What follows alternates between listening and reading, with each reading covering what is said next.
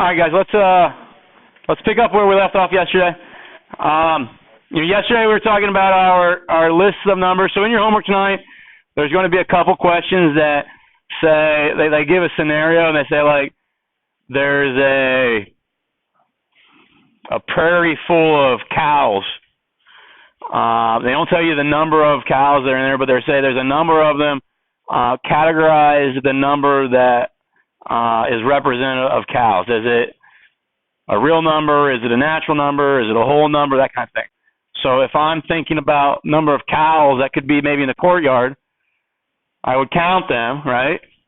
And they're going to be a whole number, but can I have zero? No. So I'm going to have at least a natural number, and then that tells me where I can place it. And then if the question asks me, okay, now if it's a natural number, what else is it? Well, if it's a natural number, then it's also a whole number, then it's also an integer, it's also rational, it's real. Does that make sense? So once I find where it should, the innermost kind of group it belongs to, then I can work my way out and keep adding groups that it can be classified in. So those were our subgroups of the real numbers. Now what I want to do is talk about these properties. These properties are all based off of using the real number line. Okay, and I guess what I should probably show you guys is this idea. Let's talk about just real quick. So right now, let's get rid of all this.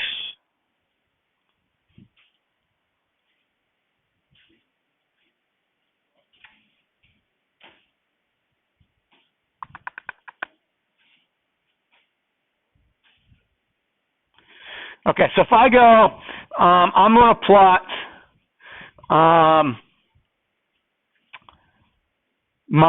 let's go natural numbers, okay? So the way I'm going to do this to show this, I'm going to have to type in ordered pairs, but you're going to just look at the natural numbers that I choose are always going to be the first number, okay? So there is the number 1 on my, that's my first natural number. Then I've got the number 2. And then I've got the number 3, and I've got the number 4, and I can keep doing this forever, right? Oh. Okay. And that is going to give me my natural numbers, okay? If I go, let's see if I can do it this way. Let's go A, comma, 0, and, let's see here.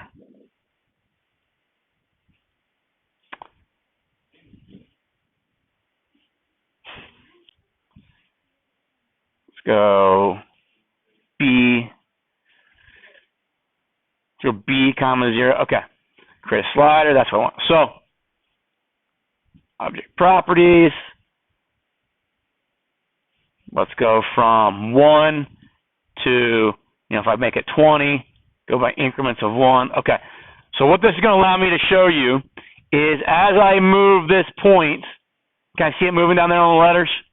It's going to highlight some places that it's been, right? So right now, I'm going to take G and I'm going to do this. So it's kind of filling in. So that would be the natural number 13 on my number line. That'd be the natural number 14, natural number 15, and so forth, right? Does that make sense? All the way to 20. Okay? If I go all the way back, the way I've got this set up, it only goes to 1. So let's make this go to 0,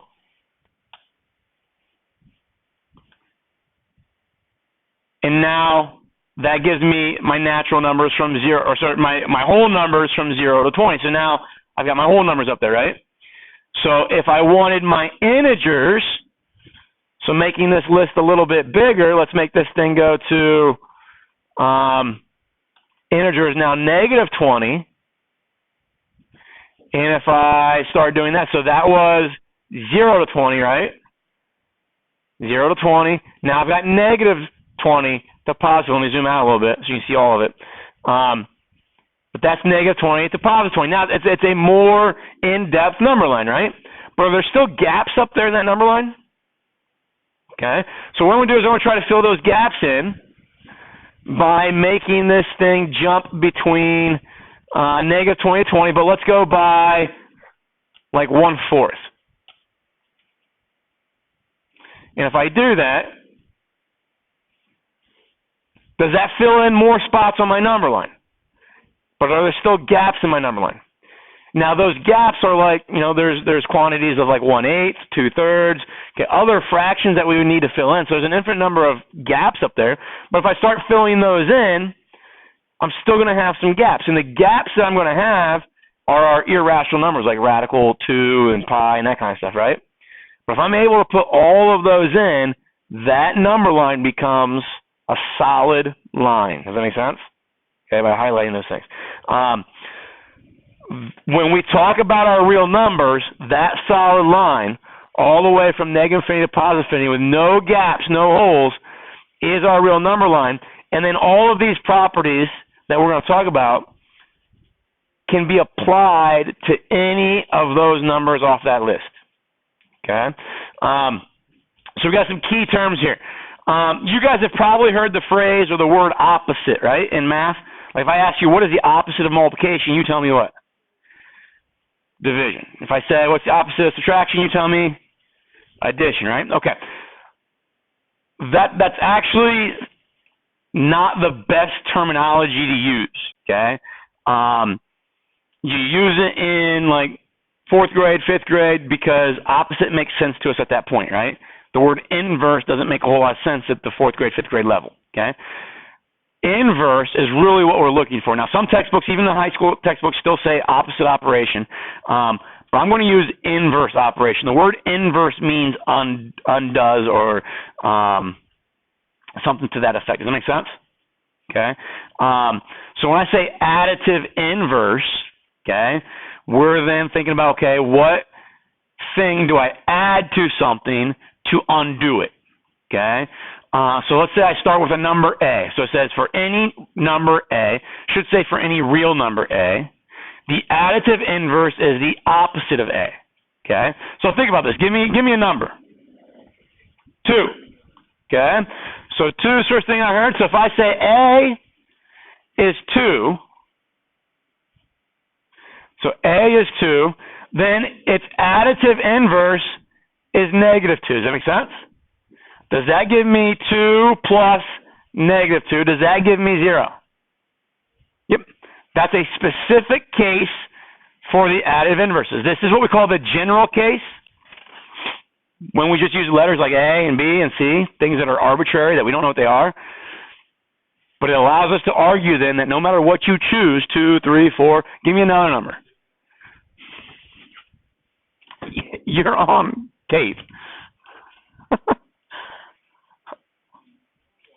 Let's try like negative 5. Okay, because A doesn't have to be positive. Okay? If I try negative 5, what's the opposite of negative 5? 5. So now if I go negative 5 plus 5, does that still give me 0? So additive inverses are two numbers that add together to give me 0. They obviously have to be opposite to one another. Okay?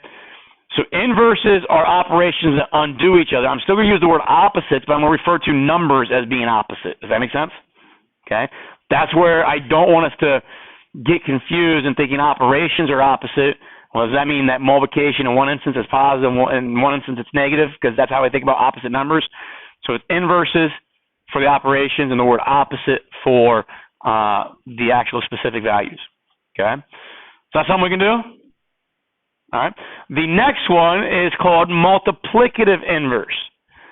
Okay, multiplicative inverse says for any number A, the multiplicative inverse is 1 over A. Okay.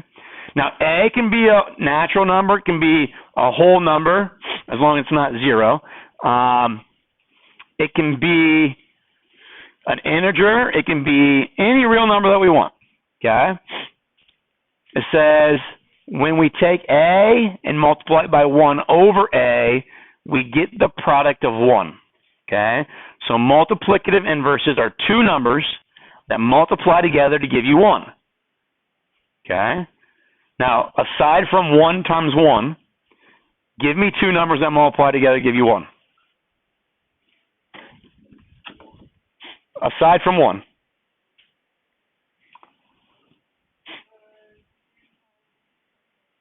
Okay, so you said 2, and then you said times 0.5, right? So I'm going to write that as 1 over 2. Would you guys agree with that? So if this is A, is this 1 over A? Yeah. If I multiply those together, you get 1. Now, here's my question. We write this number just as a whole number 2, right? Okay. Can I write that as a rational number? Can I write it as a fraction? What would be the fraction, or what would be the denominator if I wrote that as a fraction? That would be 2 over 1. Okay. If I put this as 2 over 1, does anybody know what we've basically taken that first number 2 over 1 and we've flipped it to get 1 over 2, right? What do you get? What are those called? Reciprocals. Okay. So multiplicative inverses, here it says, what is another name for multiplicative inverses? Reciprocals. Okay. Multiplicative inverses and reciprocals, same exact thing. Okay. So, an example, like you said, was 2 times a half. If I go 3, if A is 3, then we're looking at 1/3, right? Okay. What if A was like 2/5? What do I need to multiply 2/5 by to get 1? What's the reciprocal of 2/5? 5 over 2, 5 seconds, 5 halves, however you want to say it. So 5 over 2. Now, when I multiply fractions, it's straight across the top, right? So I get 2 times 5 is 10. Straight across the bottom, 5 times 2 is 10. What's 10 divided by 10? 1. So whenever I take two numbers and multiply them together and they turn out to give me 1, then they are multiplicative inverses. There is a number that is its own multiplicative inverse, and that is 1. So if I go, let's say A is 1. Okay, if A is 1, then 1 over A would be that, right? What's 1 times 1? 1. Okay. Can A be 0? No, because 0 times anything is always going to give me what? 0 and not 1. If I thought about it, if A was 0 and then I go 1 over A, am I allowed to even do that division right there? No, you violate some other math concepts, so we're not allowed to divide by 0. Yes?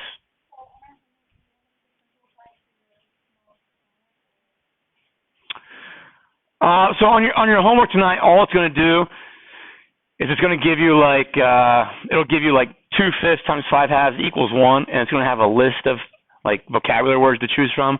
And it's going to ask you, are these additive inverses? Are they multiplicative inverses? So there's not going to be a whole lot of calculations that you have to do tonight. Eventually, when we are working with fractions, we do want to reduce them, but I'm not. You should have to pay attention to the directional math Excel. If it's handwritten, I'm not a huge stickler on that. If you write 2/4 and it should be 1/2, I'm not going to mark off. But Math Excel might initially give you feedback. Hey, you got the right answer, but you just need to reduce it.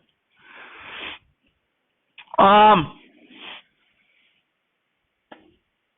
right, so we've got some properties here of real numbers. Okay. The first one is probably something you've never heard of before. It says let A, B, and C represent real numbers. So again, we're using any number off the number line, and A, B, and C are just our generic values. So you can replace A with anything that you want to, replace B with anything that you want to, and replace C with anything that you want to, and these properties will always be true. Okay? So the first property is called closure. Okay? What closure means is that if I take any numbers that are real and add them together, I'm going to get another real number. Does that make sense? Okay. So take any two numbers, A and B. Give me a number for A. 2. Give me a number for B.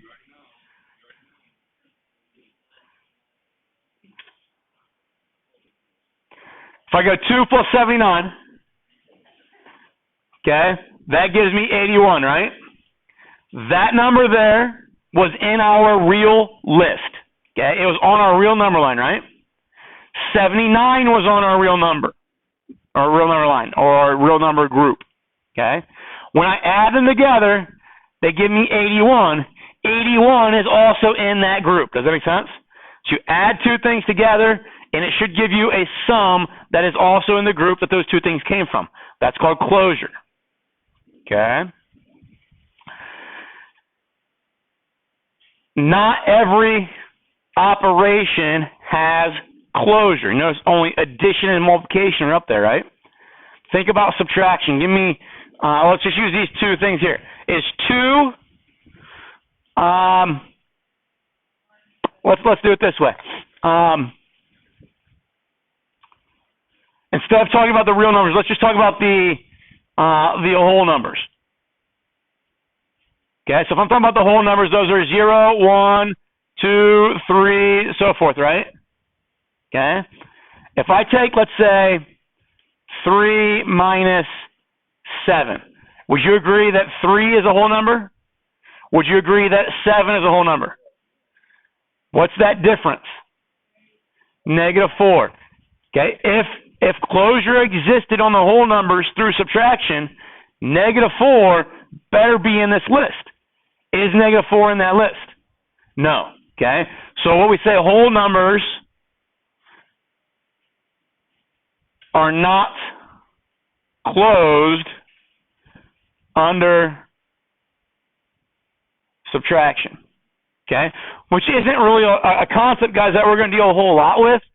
But if they explain certain scenarios about what closure looks like, I want to be able to give you scenarios of what it doesn't look like. Does that make sense? Or things that are not closed. And I think that's maybe the best example I can give you is to change that list of whole numbers.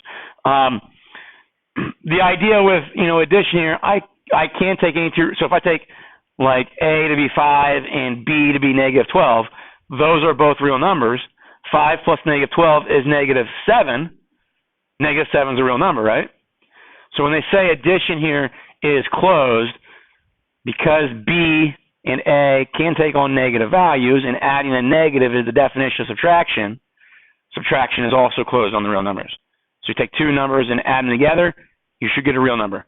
Take two real numbers and subtract them, you should get a real number. Does that make sense? Okay? It just allows us to make sure that we're operating in the same group of numbers and all the things that we do. Okay? Multiplication has the same situation. A times B is a real number. Take two numbers, 2 and 5, multiply them together, they give me 10. 10 is another real number. Okay? If multiplication is closed under if the real numbers are closed under what we call multiplication, that's the way we phrase it. We say the real numbers are closed under multiplication, then they are also closed under division. Take any two numbers and divide them. Take 2 and divide it by 3. Does that give you a real number? 2/3? Yeah. Okay. So that's what closure means. That's something that maybe you guys haven't been shown in the past, but and to be honest with you, I don't think your homework deals a whole lot with that closure concept. Okay. The next one's commutative. Okay. What does this word right there mean? The root word of commutative, commute. What does commute mean? You all did it this morning. Yeah. Okay. So you commuted to school. Okay. Just means you traveled from point A to point B, right? You moved around. To commute means to move around. So, would you agree that if I have A plus B on the left-hand side, that I can move those things around and rewrite it as B plus A on the right-hand side, and they still be equal? That makes sense? Okay. Now, you guys have probably seen the commutative property the most with, like, if I have something in an equation like 2x plus 3 plus 5x, you probably rewrote that as 2x plus 5x plus 3. You move the 2x and the 5x next to each other so you could group them, right? And make that a 7x. You guys remember doing that? Okay. what allows you to move those 2x's and 5x around is the commutative property. Okay? But addition, as long as you're adding and subtracting, we have the commutative property. We can do that. Okay? And I guess I should be careful when I say that. If I say A plus B, that's the same thing as B plus A. That's commutative. If I go 3 minus 5, what's that give me? -2. But if I go 5 minus 3, what's that give me? 2. Are those the same answer? -2 and +2, those same thing? No. So is subtraction commutative? It's not. Okay. However, and it's not subtraction that we're doing here when I show this. It's addition. But if I have like 2x minus 3, and let's put a +5 out here in front. If I do that, okay, am I allowed to move things around that way? Can I move that -3 this way? Okay. And I can group those two, okay? But the reason I can do that is the commutative property of addition, because I'm really thinking, even though I didn't write it, it's 5 plus 2x plus a -3. But does anybody ever really write plus -3? The negative overrides the positive there, and we just write it as minus, right? Okay. But that's the reason why we can move those around, because it's really this 5 plus 2x plus a -3 like that. We move then 5 plus -3 plus 2x, and now we see that those two things back to back gives me 5 minus 3, and we can actually do that math now. Okay. Multiplication the same way. If I go 2 times 3, that's the same thing as 3 times 2, right? So multiplication is commutative. Is division commutative? Is 2 divided by 3 the same thing as 3 divided by 2? No. Okay. So order matters. Basically what we say is order matters in subtraction, order matters in division, but it does not matter in addition and multiplication, and that's due to the commutative property. Okay.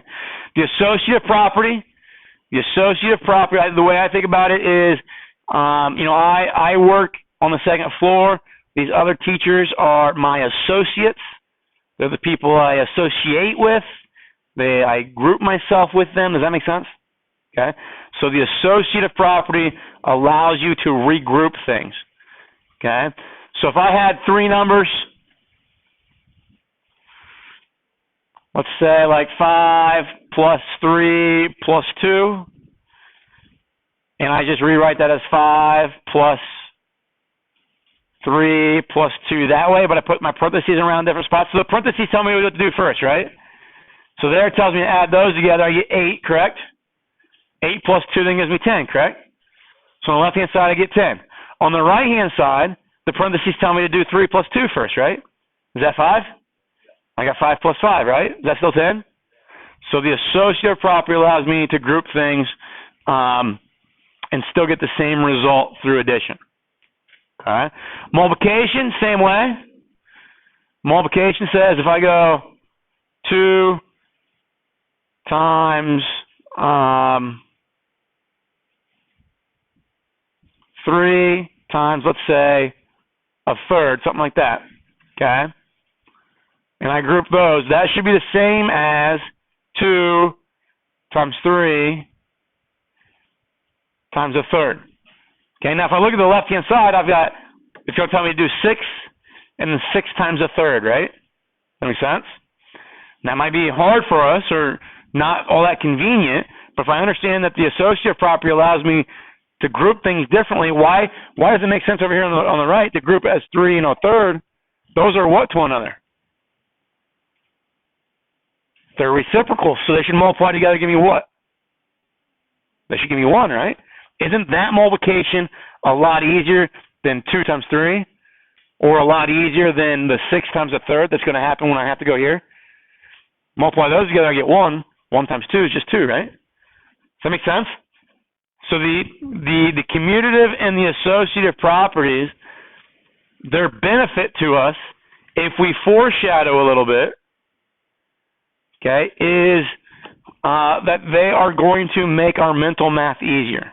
Okay, you're going to hear me talk about foreshadow a lot. You guys read a book, okay, picture book. Okay, let's say we're not reading a book. Let's say we're watching a movie, or like I don't know, like CSI or Criminal Minds or something like that. Criminal Minds. Everybody seen Criminal Minds? Okay, so it's kind of a dark show, right? But if you watch that, are you always sitting there thinking, okay, who's the killer in this, right? You're always thinking ahead. You're always foreshadowing, right? And then you're always checking that, okay, what I thought, 5 minutes ago, is that happening now? And then, what I thought 10 minutes ago, is that what's happening now? You always do that, whether you consciously think about doing it or subconsciously. You're always trying to predict, when you're watching movies, reading books, what's going to happen next. You want to do the same thing in math, okay? I don't want to just write something down like 2 times a third times 6 and just do the math that way. I want to foreshadow and think, okay, if I use my properties, if I use my associative and commutative properties, can I make that math easier? Okay, so I don't have to grab my calculator, so I don't have to hope that I'm right, but I can know that I'm right. Does that make sense? Okay, so you're going to hear me talk about foreshadow. Think about what your options are in the next couple steps, and then try to choose the ones that are easiest and ultimately most efficient. Okay, when we talk about an identity, identity is the thing that, like, you have your own identity, and nobody's going to change that, right? So numbers have identities, and nobody's going to change them. Okay, what can I add to a number so that it doesn't change it? 0. So if I start with 5, add 0 to it, I still get the same 5, right? Nothing changed it. So you got your identity. The adding 0 is what we call the additive identity. Additive because we're adding, identity because it doesn't change it. Okay, is that cool? Multiplying, you got to multiply by what so you don't change your number? 1. So any number multiplied by 1. So if I take 5 and multiply it by 1, I still get 5. Take 12 and multiply it by 1, I still get 12. So that's called the multiplicative identity. Okay. Those bottom 2 are what we already talked about above. We got the additive inverse and the multiplicative inverse. So we kind of skip over that for a moment. And then this last one is the distributive property. What is the distributive property? What am I doing? Say again? Not quite. Now, the order of operations is going to be a component at some point to that. But you're saying you're distributing. But what operation, add, subtract, multiply, or divide, are you doing when you actually distribute? You're multiplying. Okay? So all I'm going to do, so distributive property, fancy word for multiply. You guys have heard FOIL before, right? You've done that? Okay. That is just the distributive property twice, correct? So it's just multiplying twice. Okay. And we'll practice all that stuff and do more of that later on. But all I'm doing here, when I see the distributive property, I multiply. So there and there. So A times B and then A times C. When you are distributing, you just got to pay attention to the signs. And how a positive times a positive gives you a positive, right? What's a positive times a negative give you? Negative. What's a negative times a negative give you? Positive. What's a negative times a negative times a negative give you? A negative. So if I have an even number of negatives multiplied together, let's say I'm multiplying 1,000 numbers together, but there's an even number of negatives, what's my product going to be? Positive. If I'm multiplying 1,000 things together and I've got an odd number of negative numbers, negative values, what's my answer going to be? Negative, okay? So even number of negatives gives you a positive. Odd number of negatives gives you a negative. Okay? So your homework's going to be, so you ask a question about like simplifying and doing stuff in your homework. This is kind of what most of your questions are going to be. The homework is not very long. I think it's 10 questions. And most of them, like I said, are like this. Some of them categorize numbers. Some of them ask you to identify the property being exhibited and their multiple choice, okay? Or matching. So what I want to do here is just kind of run through them real quick and see what we come up with. So essentially, I think that the best way to view these types of questions, guys, is look at the left-hand side and then think, okay, but what is happening from the left-hand side to the right-hand side? And if you can answer what is happening, that usually identifies the property. Okay? So what did I do in the yellow there to get to the blue? I distributed. Okay? Take that pi value out front, and I multiply it by A, and then I multiplied it by B, right? While we're at it, what kind of number is pi? What group does that belong to? The irrational. Good. Okay? So pi is an irrational number. What if we go down to 37? Let's just go down. We'll go down the column as we do these. What are we doing there? That's the associative. Good. Now, here's one thing that people struggle, especially with radicals. Like, people will look at that as one value, and you can. Okay? But when we have a number out in front of a radical, there's no sign in between the 2 and the radical 7, right? So because there's no symbol in between them, it's an understood multiplication. So we could be writing this as, and this is the part of math that I don't really care for because it's hard to teach.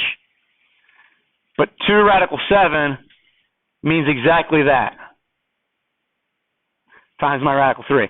So I can group those two like they do in the green here, or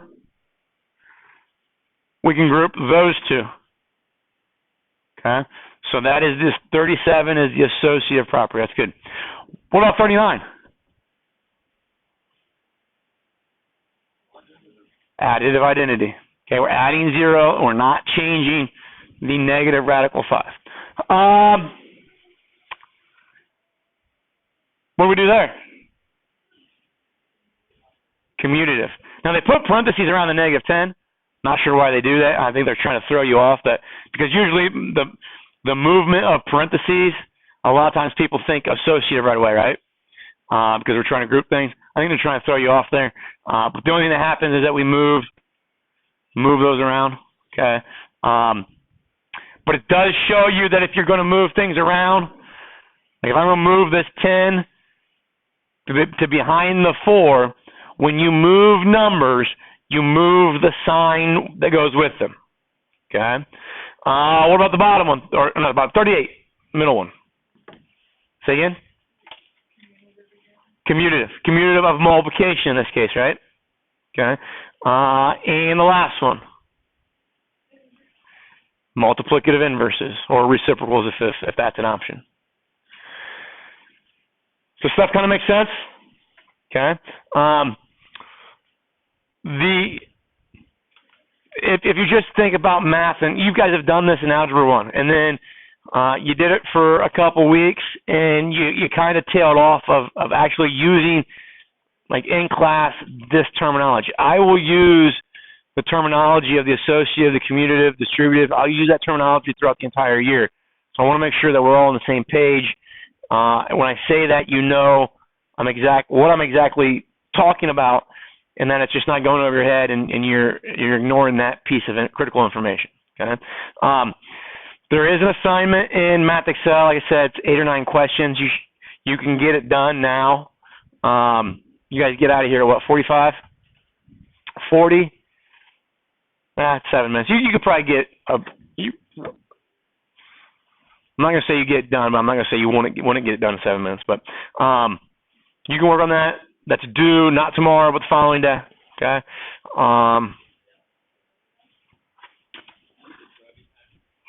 Huh?